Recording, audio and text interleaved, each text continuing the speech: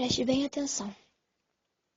Na vida, existem 3 coisas que podem te levar na destruição: a inveja, o orgulho, o ódio. Há 3 coisas que não devemos perder: a fé, o amor, a esperança. Existem 3 coisas de grande valor na vida: a humildade, a sinceridade, a amizade. Existem 3 coisas que formam o nosso caráter: o respeito, o compromisso, os valores familiares. Existem 3 pessoas que te amam: o Pai, o Filho, o Espírito Santo.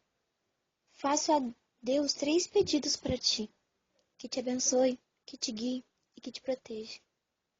Veja só, a vida eterna é gratuita, a entrada na igreja é gratuita, o perdão de Cristo é gratuito, o amor de Deus é gratuito, o fôlego da vida é gratuito, a família é gratuita. Agora, os prazeres do mundo, o cigarro é pago, o álcool é pago, a entrada na balada é pago, a prostituição é pago, o poder desse mundo é pago.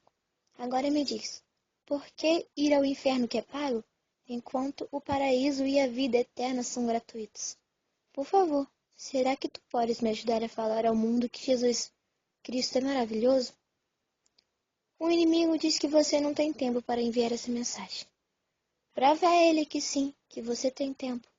Envie para todos os seus contatos e mostre para esse mundo que Jesus Cristo ama todos.